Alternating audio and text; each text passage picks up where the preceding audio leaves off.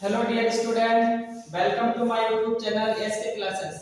प्यारे बच्चों, कल के क्लास में हम डिस्कस कर रहे थे कि सट्टा स्टडी में, और आज के इस क्लास में हम चर्चा करने वाले हैं प्यारे बच्चों खनिज तथा अयस्क। खनिज तथा अयस्क हमारे बोर्ड परीक्षा में इस पर शॉर्ट नोट लिखने के लिए आते हैं। प्यारे बच्चों, क्या आएगा? शॉर्ट नोट लिखने के लिए हमारा एग्जाम पे आएगा कि खनिज तथा अयस्क पर एक शॉर्ट नोट लिखिए। तो प्यारे बच्चों, आज के इस क्लास में हम खनिज तथा अयस्क पर चर्चा करने वाले हैं।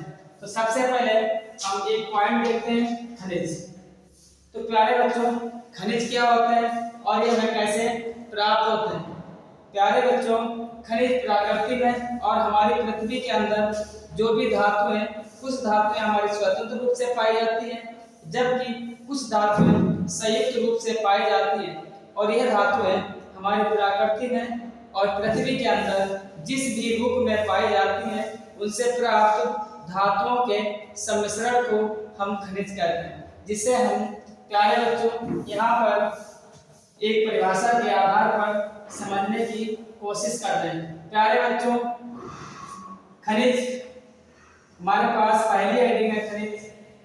प्रकृति में पृथ्वी के अंदर धातुएं तथा उनके यौगिक जिस रूप में पाए जाते हैं उनको खनिज कहते हैं।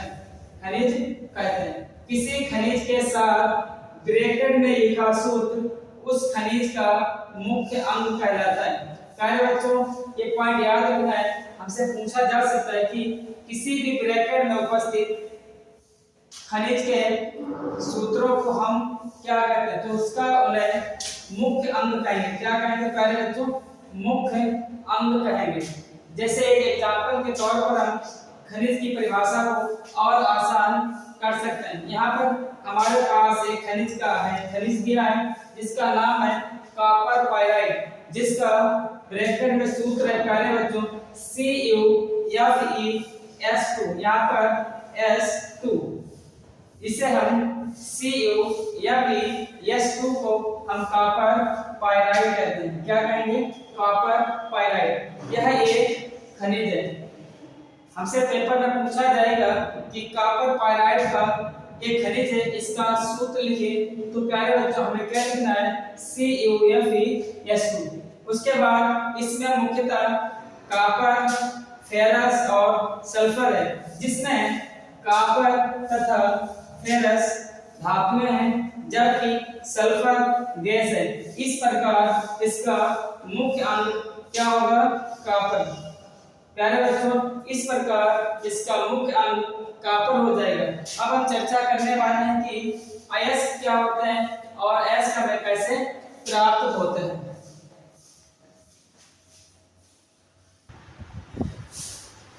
प्यारे बच्चों, अब हम चर्चा करेंगे अयस्क कि अयस्क क्या है। प्यारे बच्चों, अयस्क उस खनिज को कहते हैं जिस खनिज से किसी भी धातु को बहुत ही आसानी से और कम खर्चे से प्राप्त करते हैं, तो उस खनिज को, उस धातु का अयस्क कहते हैं। प्यारे बच्चों, हम आशा करते हैं कि आपको अयस्क की परिभाषा समझ में आ रही होगी। जैसे कि जिस किसी भी खनिज में धातु को बहुत ही आसानी से और कम खर्चे के साथ प्राप्त करते हैं, तो उस खनिज को, उस धातु का अयस्क कहते हैं। इसे हम एक परिभाषा से समझने की कोशिश कर रहे हैं। प्यारे बच्चों, जिस खनिज से किसी भी धातु को अधिक यानी कि बहुत ही ज्यादा मात्रा में कम खर्च पर और आसानी से प्राप्त करते हैं, उस खनिज को ही उस धातु का अयस्क कहते हैं। उदाहरण के लिए प्यारे बच्चों, कॉपर धातु को कॉपर पाइराइट से, जिसे हम CuFeS2 क्या लिखते हैं प्यारे बच्चों? S2 कॉपर पाइराइट से, तथा एल्युमिनियम को ऑक्साइड से, जिसे हम Al2O3 2H2O से, तथा लेड को गैलेना, जिसे हम PbS से प्राप्त करते हैं। यह सभी क्रमशः कॉपर, प्यारे बच्चों, कॉपर, एल्यूमीनियम तथा लेड के अयस्क हैं। प्यारे बच्चों, ऊपर जो भी हमने ब्रैकेट में खनिजों को व्यवस्थित किया है, ये सभी खनिज क्रमशः कॉपर, एल्यूमीनियम तथा लेड के अयस्क हैं, क्योंकि इन सभी खनिजों से प्यारे बच्चों कॉपर को, एल्यूमीनियम को तथा उसके साथ ही लेड को बहुत ही आसानी से और कम खर्चे में प्राप्त किया जाता है। यहाँ पर एक नोट पॉइंट है, किसी भी धातु के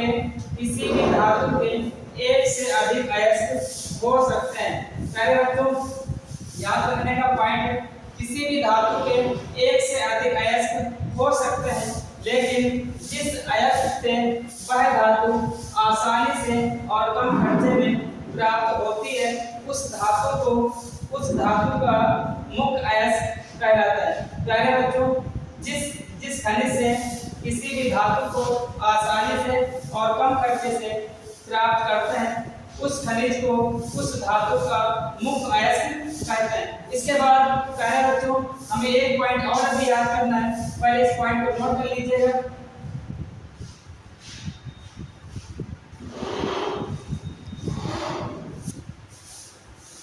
प्यारे बच्चों, एक लास्ट पॉइंट है जहां पर हमारे पास सेकंड नोट दिया है, लिखा है कि सभी अयस्क खनिज होते हैं जबकि सभी खनिज अयस्क नहीं होते। तो प्यारे बच्चों, आज के क्लास को यहीं पर समाप्त करते हैं। हम आशा करते हैं कि आप सभी को यह क्लास बहुत ही पसंद आई होगी। प्यारे बच्चों, मिलते हैं कल नेक्स्ट क्लास में।